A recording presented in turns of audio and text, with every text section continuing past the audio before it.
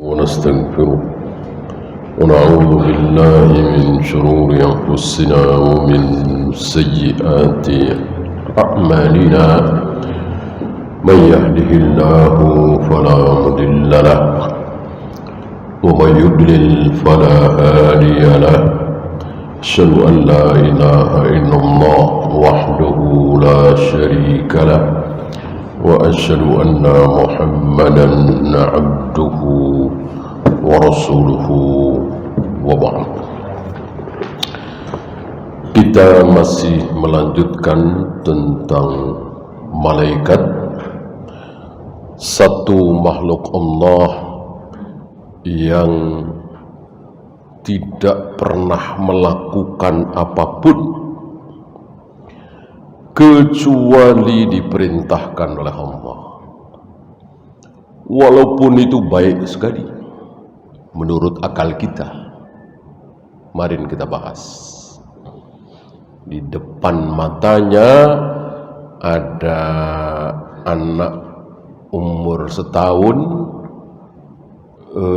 berjalan merangkap di pinggir jurang. Ayah ibunya nggak ada, meleng mungkin. Malaikat ini tidak mau menolong, gitu ya. Kalau kita kan tanpa diperintah akan kita ambil, kita selamatkan, kita bawa ke tempat yang aman, menjauhi jurang. Nah itu kita, malaikat nggak mau. Nunggu perintah dari Allah. Karena inti kebaikan itu adalah taat kepada Allah. Itu inti kebaikan.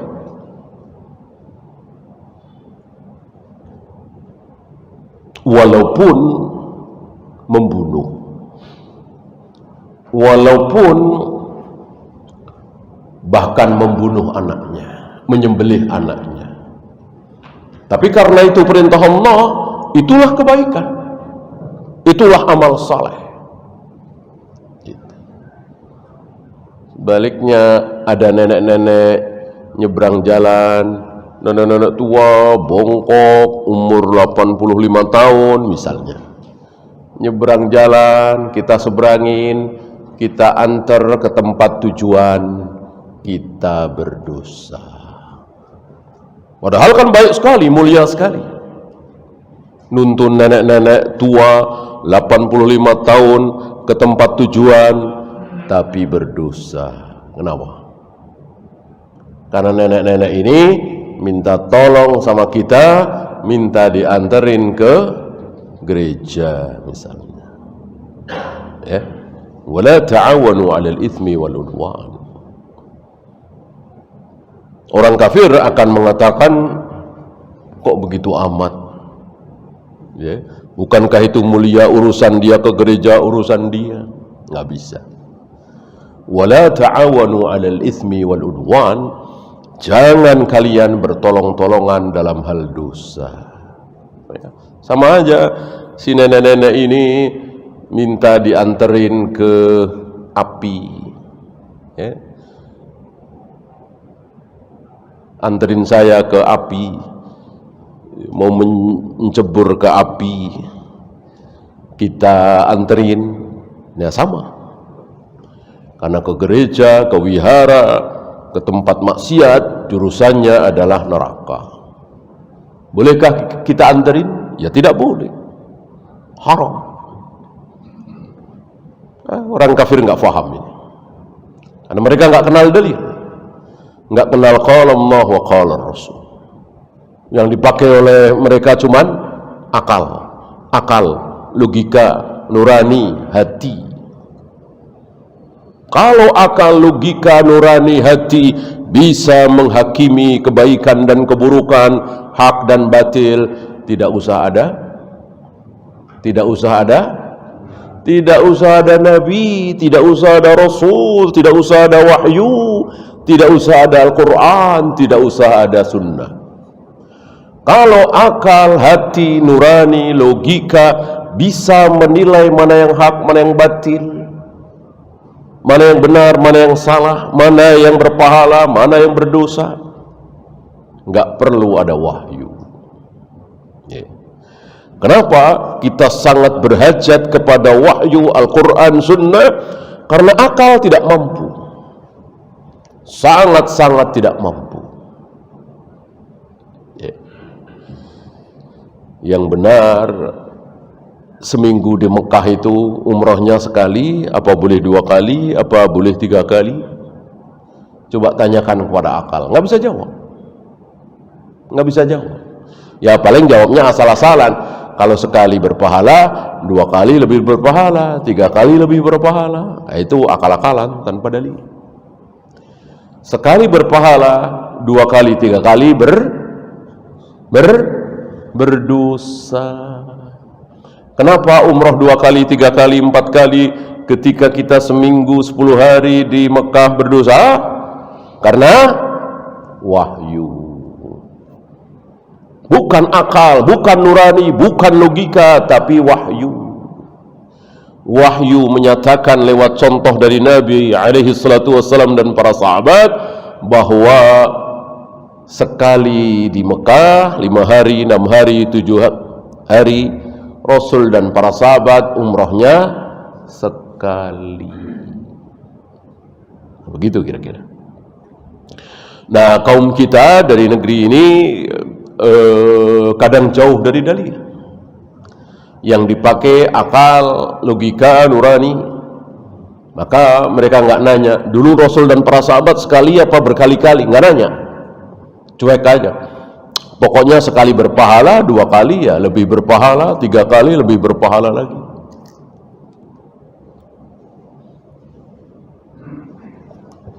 Ngapain dikosor? Waktu banyak. Ngapain dikosor 2 rakaat? Orang kita nggak ngapa-ngapain. Acara udah selesai dari kemarin, kita cuman nunggu kepulangan. Ngapain dikosor? Duhur 2 rakaat, asar 2 rakaat, isya 2 rakaat. Itulah ra'yu. Itulah pendapat akal. Ya. Tapi secara dalil, wahyu, Nabi sebelum pulang ke Madinah, bahkan Ali bin Abi Thalib, rumah di Kufah, beliau kan tidak di Madinah lagi ya, tapi di Kufah, masih mengqashar sholat asar, duhur, isya 2 rakaat. Apa ini? Wahyu, bukan logika, akal, nurani.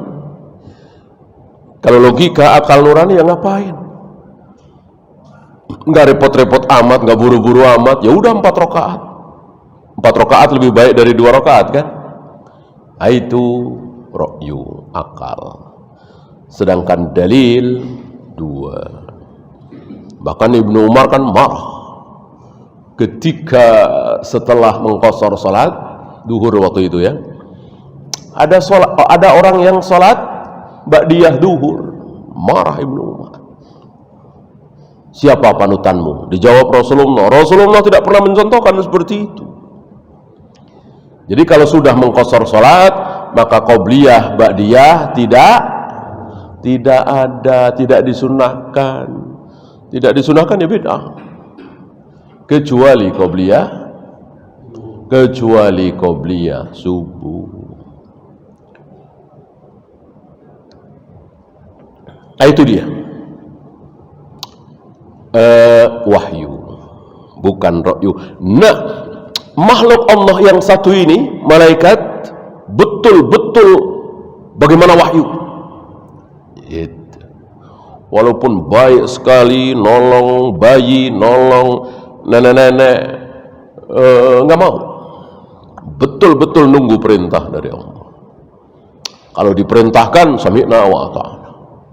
Bahkan kemarin kita bahas, agar perintah Allah itu cepat dilaksanakan, agar perintah Allah itu tidak tertunda-tunda, walaupun masih jauh, dia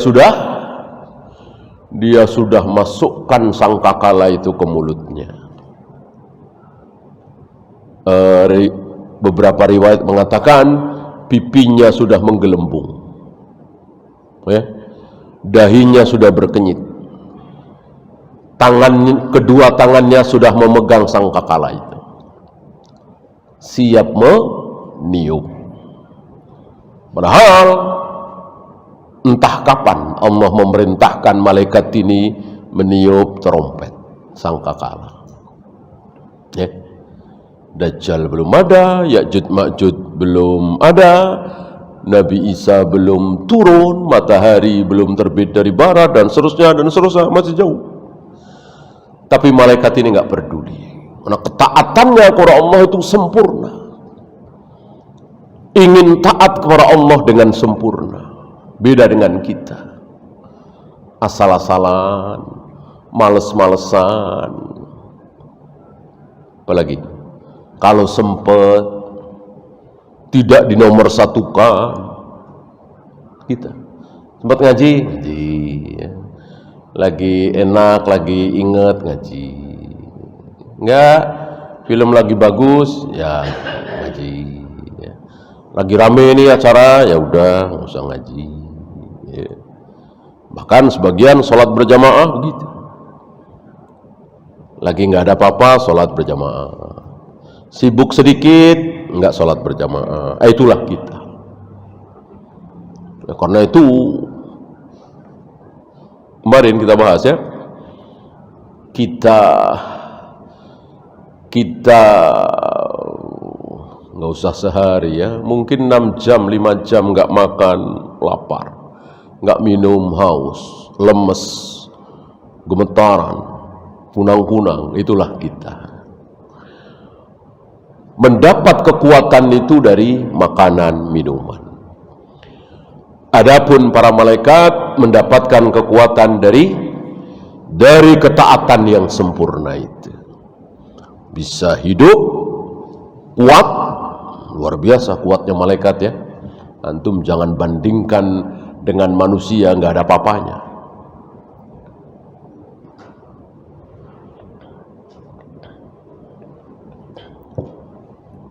Jibril pernah menawari Nabi SAW, bagaimana kalau malaikat penjaga gunung ini biar angkat gunung ini, timpakan ke orang-orang Taif tadi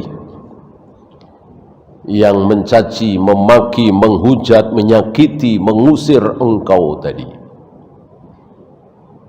Bayangkan, satu malaikat itu mengangkat gunung. Nggak bisa dibandingkan dengan manusia. Tanpa makan, tanpa minum,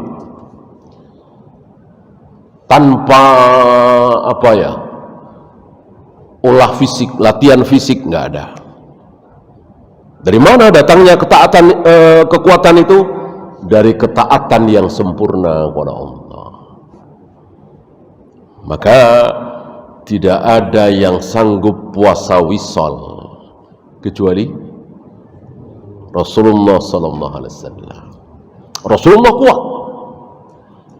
Enggak ada para sahabat meriwayatkan Rasulullah lemes, Rasulullah gemetaran, Rasulullah di jalan sempoyongan karena puasa wisol. Enggak ada riwayat seperti itu. Tetap ya lapar haus biasalah, ya. Tapi tetap kuat. Tidak sempoyongan, tidak gemetaran, tidak kunang-kunang.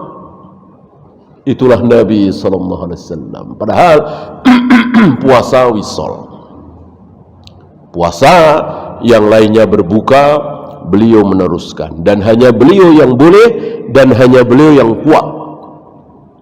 Siapa yang coba-coba mengikuti beliau, pasti tadi sempoyongan, gemeteran, kunang-kunang, sakit, dan seterusnya. Beliau tidak. Kenapa? Karena ketaatan beliau luar biasa. Walaupun tentu tidak seperti malaikat, ya, masih diberi hawa nafsu, masih pengen makan, pengen minum, tertarik dengan lawan jenis dan seterusnya. Malaikat kan tidak. Tapi dibanding manusia, tentu beliau yang paling taat kepada Allah, yang paling sempurna ketaatannya kepada Allah, maka kekuatannya luar biasa. Pernah satu ketika tidak setiap hari ya, pernah satu ketika dikisahkan oleh salah satu istri beliau, beberapa istri beliau, dari habis asar sampai menjelang maghrib menjima 9 istrinya. Luar biasa, kekuatan laki-laki yang luar biasa, tapi tidak setiap hari. Adapun setiap hari yang dilakukan oleh beliau adalah habis asar mengunjungi istri beliau si A, mungkin kata kita 1/4 jam, 20 menit ya. Pindah lagi ke si B, mungkin 10 menit, 1/4 jam, pindah lagi ke si C, terus itu hampir setiap hari seperti itu. Kemudian maghrib, isya. Setelah isya maka beliau pulang ke istri giliran beliau. Kira-kira begitu kebiasaan beliau. Adapun kali itu diceritakan oleh beberapa istri beliau, beliau menjima 9 istrinya dari habis asar sampai menjelang maghrib. Kekuatan yang luar biasa. Karena beliau adalah laki-laki, tidak ada laki-laki seperti beliau. Kita semua ini laki-laki, tapi nggak ada apa-apanya dibanding dengan kelelakian Nabi alaihi salatu wassalam. Maka penghinaan besar orang yang mengatakan betul istri Rasulullah itu banyak, tapi istrinya tua-tua, janda-janda. Beliau nikah cuman pengen nolong, istrinya nenek-nenek. Ini penghinaan besar kepada Nabi sallallahu alaihi wasallam. Apakah beliau nikah dengan wanita itu berdasarkan kemauan beliau? Iya. Tentu antum tidak lupa bagaimana ada seorang wanita datang kepada beliau. Waktu itu ada beberapa sahabat. Wanita ini mengatakan, "Ya Rasulullah, inni ahibu nafsi ilaik." Ya Rasul, aku serahkan diriku kepada engkau. Maksudnya ingin dinikah oleh Nabi. Nabi melihat dari atas ke bawah. Nabi melihat dari atas ke bawah, dari atas ke bawah 3 kali. Sahabat yang ada di situ faham bahwa Nabi tidak berkenan, Nabi tidak suka. Istilah kita ya nggak nafsu, gitu kan? Laki dengan perempuan kan harus bernafsu. Kalau nggak bernafsu ya bahaya. Menikah buat apa menikah? Iya kan? Harus ada nafsu. Nikah itu tidak ada nafsu bahaya, tidak akan awet rumah tangga itu. Nabi nggak ada. Lalu salah seorang sahabat mengatakan, jika engkau tidak berkenan ya Rasul, nikahkan saja dia denganku. Lalu Nabi menyuruh laki-laki ini untuk mengambil sesuatu dari rumahnya sebagai mahar. Dia ke rumah, balik lagi mengatakan, tidak ada apa-apa di rumahku ya Rasul. Nabi bertanya, walaupun cincin besi nggak ada? Walaupun cincin besi ya Rasul. Kemudian Nabi bertanya, apakah engkau hafal surat ini, surat ini, surat ini? Dijawab, aku hafal ya Rasul. Lalu Nabi mengatakan, amlaktuka bihadhil mar'ah bima ma'aka minal Qur'an. Aku kuasakan engkau terhadap wanita ini. Nggak ada kata-kata nikah di situ, bukan ankah tuka. Ya, dari sini keluar hukum bahwa nikah itu sah, walaupun tidak ada kata-kata nikah. Yang penting maksudnya jelas. Aku kuasakan engkau terhadap wanita ini dengan mahar hafalan surat-suratmu itu. Ini jelas bahwa Nabi menikah dengan keinginan, dengan kemauan, dengan nafsu, bukan cuma niat nolong. Kalau beliau nikah cuma niat nolong, wanita yang ditolong oleh beliau cuma 9 dong. Puluhan, ratusan wanita yang ditolong oleh. Kalau cuma nolong, ngapain nikah? Kenapa harus menikah kalau pengen nolong? Wanita manapun, bahkan wanita laki-laki yang kelaparan, yang kekurangan, tentu ditanggung oleh beliau sebagai amir. Setelah Baitul Mal ada ya. Sebelum itu ya tentu tidak. Kan sebelum Nabi wafat itu sudah ada Baitul Mal.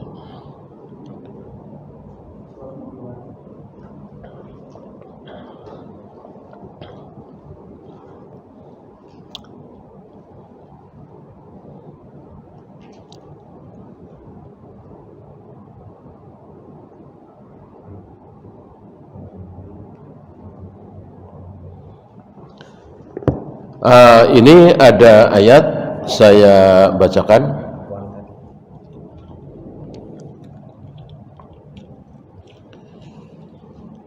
Allahu yatawaffal anfusa hina mautiha. Allah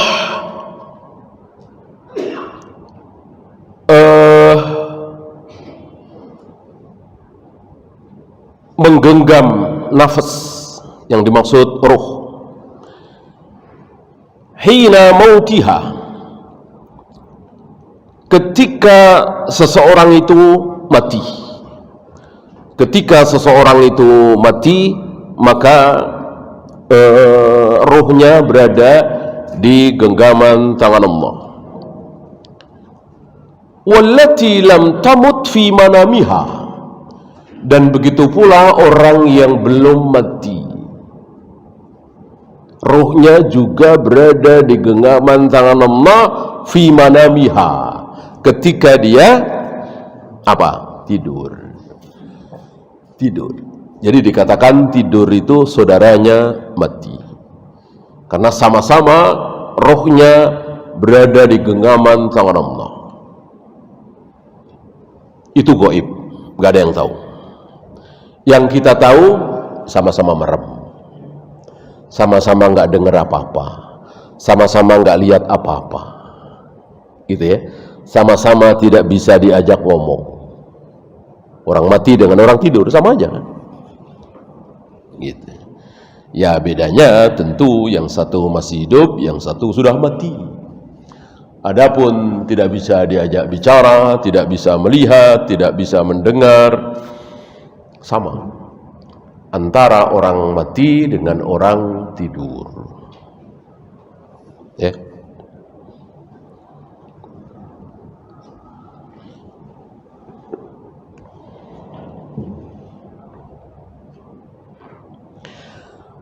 Fayumsikul lati qada 'alaiha al-maut. Allah imsak. Amsaka yumsiku imsakan. Apa imsak? Imsak apa? Imsak itu menahan. Menahan. Maka dikatakan imsak, sudah masuk imsak, berarti dia sudah harus menahan untuk tidak makan, tidak minum, tidak jima, tidak melakukan apapun yang membatalkan puasa.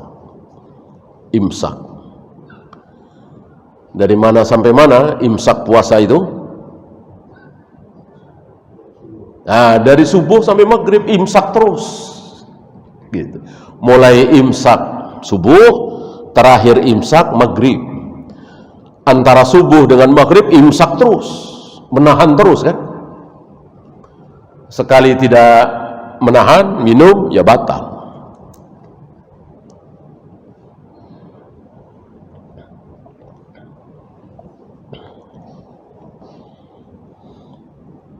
Nah, yang sudah mati itu ditahan terus, berada di genggaman tangan Allah. Tentu ini di luar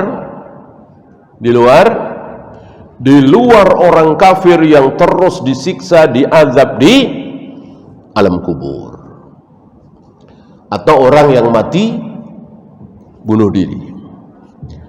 Orang yang mati bunuh diri kan diancam. Misalnya dia bunuh diri dengan menjatuhkan diri ke jurang, maka dia dijatuhkan ke jurang, dijatuhkan dibanting ke jurang sampai hari kiamat. Ya. Kalau dia bunuh diri dengan menusukkan belati ke dadanya, ke perutnya, maka dia akan begitu terus sampai hari kiamat. Ya tentu ruhnya ada di situ. Kalau ruhnya tidak ada di situ, ada di genggaman tangan Allah, ya tentu dia tidak merasakan. Nah, orang kafir, sementara orang-orang kafir itu siksanya terus, siksa kuburnya terus. Sebagaimana Fir'aun. Fir'aun itu dalam keadaan timbul tenggelam. Kayak apa coba? Rasanya. Capeknya. Pengapnya. Panasnya paru-parunya. Timbul tenggelam sampai hari kiamat. Dan ditampakkan calon tempat tinggalnya di neraka. Udah berada dalam keadaan seperti itu, setiap pagi dan petang ditampakkan nih calon nerakamu. Inilah orang-orang kafir waliyadzubillah. Ya.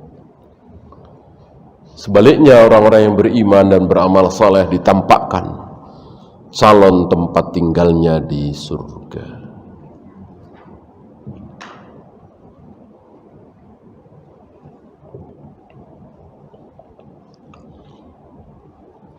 Wa yursilul ukhra, adapun yang lain, maksudnya yang belum mati, dilepas. Irsal, dilepas terus. Dilepas berarti ya bangun. Kalau dilepas ya bangun. Kalau tidak dilepas ya nggak bangun-bangun. Gitu ya. Dan sekali lagi ini gaib. Terhadap berita gaib kita cuma bisa mengimani. Jangan dilarikan kemana-mana. Ya. Antum jangan dilarikan kemana-mana. Antum punya adik, punya teman, punya anak, bangunin susah. Ya Allah lepaskan ya Allah ruhnya, ya Allah lepaskan. Nggak usah begitu ya. Ya udah bangunin aja. Ya. Enggak lepas ini ruhnya nih, masih di genggaman tangan Allah. Ini kan gaib ya. Kita cuma mengimani seperti itu. Ya, bangunin aja. Siram misalnya kalau perlu. Ya.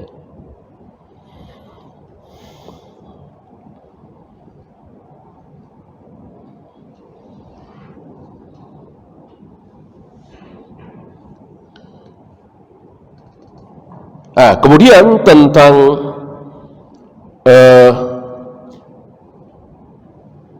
malaikat penulis. Ya. Saya bacakan satu kisah cukup menarik pada diri Imam Ahmad bin Hanbal. Insyaallah antum tahu siapa beliau.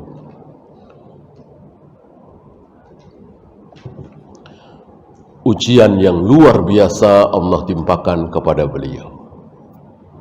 Sementara terhadap gurunya Imam Syafi'i atau gurunya Imam Syafi'i lagi Imam Malik tidak diuji dengan ujian seperti ini. Luar biasa ujian terhadap beliau gara-gara fitnah khalqul Quran.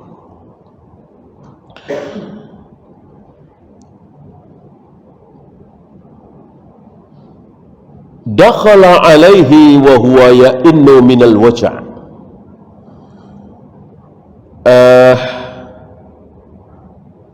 Ada seorang laki-laki masuk menemui Imam Ahmad yang waktu itu sedang sakit keras, menggigil, terus ada suara rintihan. Biasa kan, orang sakit kan ada suara rintihan.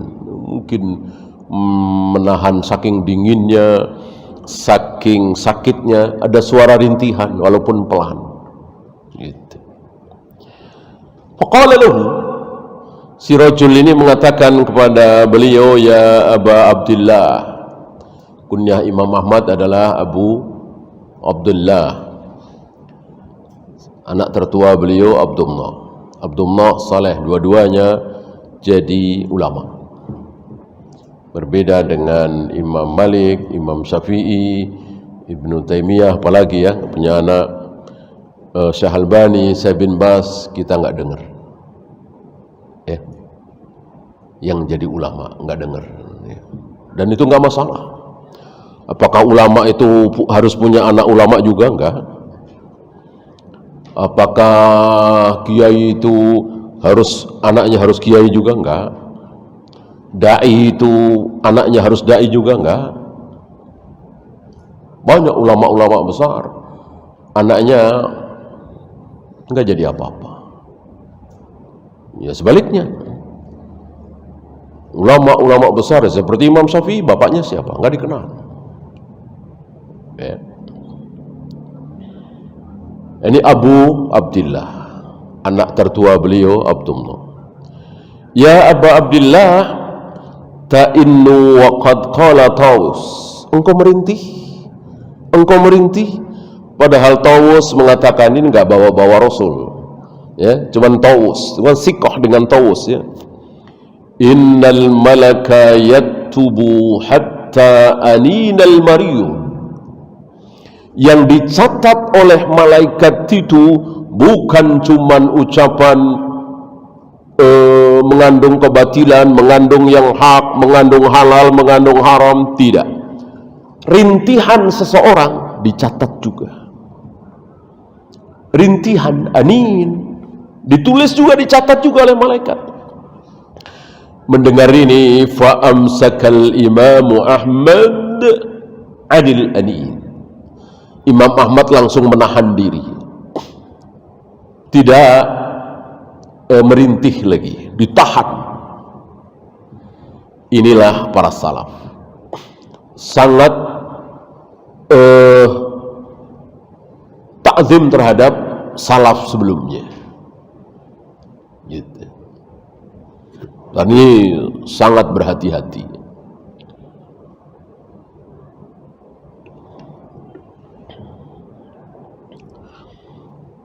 Wahada min ta'dimi athari salaf inda salaf. Kaum salaf itu sangat ta'zim, sangat memuliakan, sangat ingin mencontoh para salaf sebelumnya. Sebelumnya lagi. Akhirnya siapa? Ujung-ujungnya siapa? Ya tentu sahabat. Sahabat dari Nabi sallallahu alaihi wasallam. Berangkat dari ayat fa in amanu bima amantum bihi faqad ihtadaw. Jika orang-orang itu beriman seperti imannya kalian. Ini yang ngomong Allah, yang bicara Allah, yang diajak bicara siapa? Kalian. Enggak mungkin Imam Syafi'i, belum lahir kan? Enggak mungkin Imam Bukhari, belum lahir. Enggak mungkin Imam Malik, Ibnu Qayyim, Syekhul Islam, enggak mungkin. Siapa yang diajak bicara kalian di sini? Siapa lagi kalau bukan Abu Bakar, Umar, Utsman, Ali, Zubair, Talha, para sahabat ridwanullah alaihim jami'an. Maka Allah mengatakan, jika orang-orang itu beriman seperti imannya kalian wahai para sahabat, gitu. Jika mereka itu beramal seperti amal kalian wahai para sahabat, jika mereka itu bermanhaj seperti manhaj kalian wahai para sahabat, faqad ihtadaw.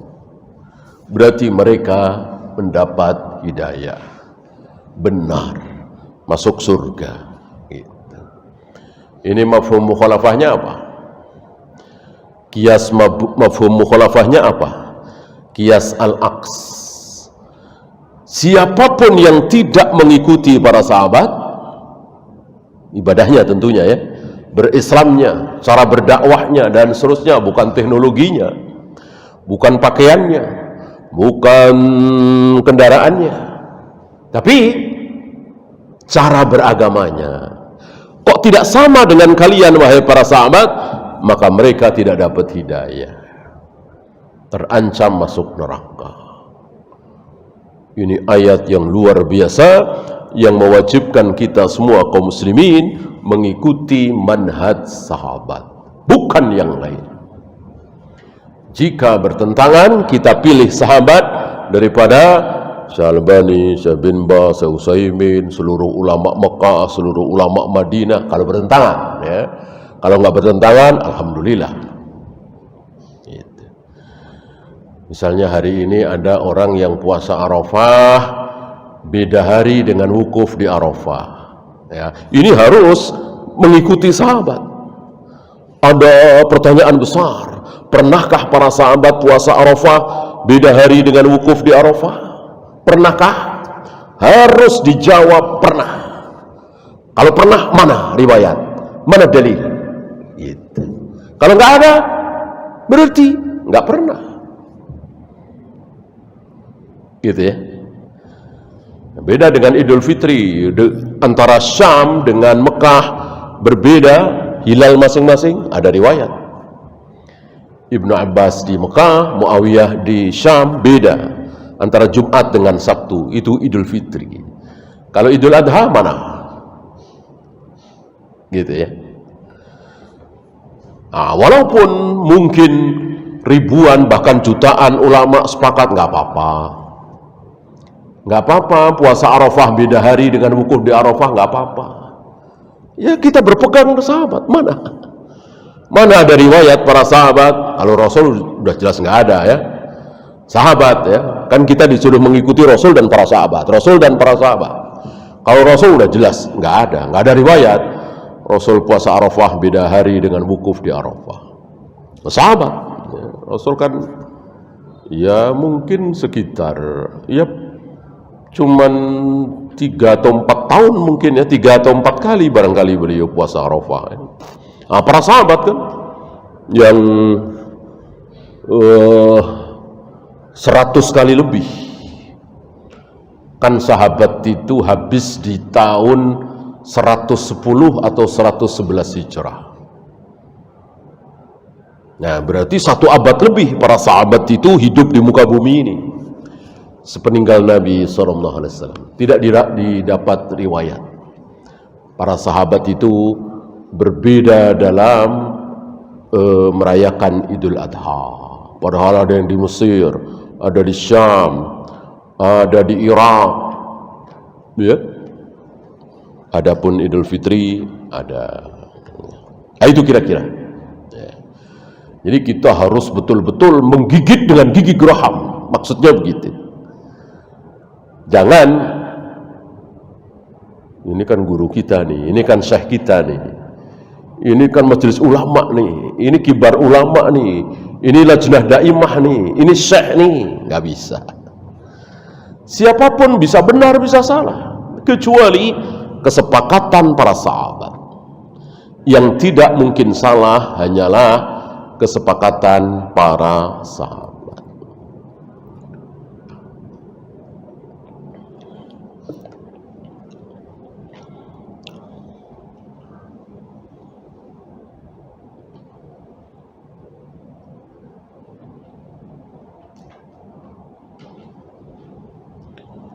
Kemudian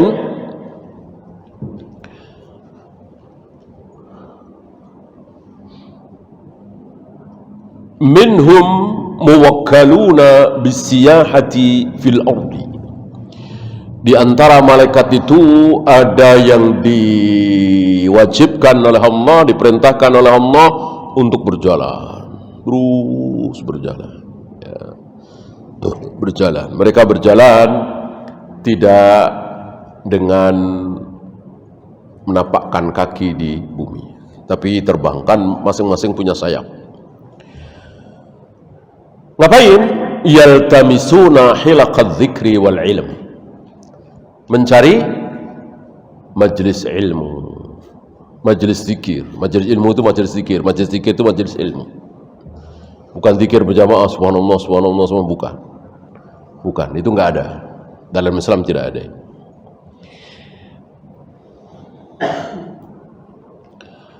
Kemudian wa minhum malaikatun muwakkaluna bihifdzi bani Adam. Ada yang ditugasi untuk menjaga anak Adam. Seperti tadi berarti tidak ditugasi ya. Kalau ditugasi ini jaga ini, maka dijaga. Walaupun anak umur 1 tahun, nggak jauh dari situ ada tebing jurang, orang tuanya nggak ada, tapi karena Allah memerintahkan untuk menjaga si anak setahun ini, ya selamat. Selamat. Sebaliknya Allah tidak perintahkan para malaikat menjaga si bocah ini, ya mati. Ya. terjebur ke dalam jurang. Nah, maka sering kita dengar tabrakan sekeluarga mati semua, ada anak umur 2 atau 3 tahun selamat. Sering kita dengar. Siapa yang menyelamatkan? Malaikat itu atas perintah Allah. Nah, para imam menyebutnya sebagai malaikat hafadhah, malaikat penjaga.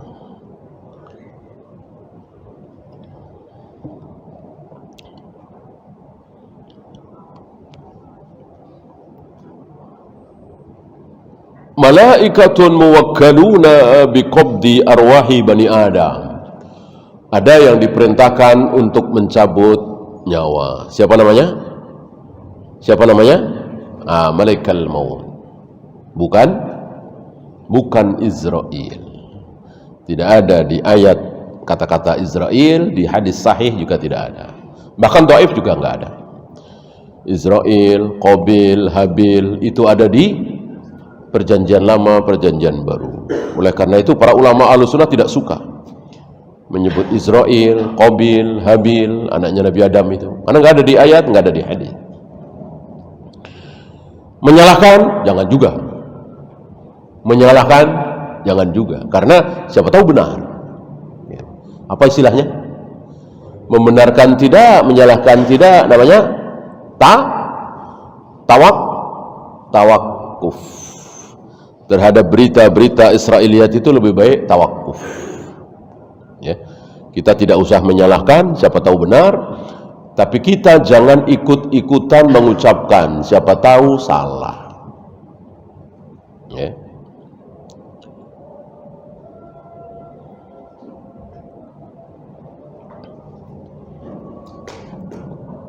Ya, silakan azan dulu. Wassallallahu ala Muhammadin sallallahu alaihi wasallam wa akhiru da'wana alhamdulillahi rabbil alamin.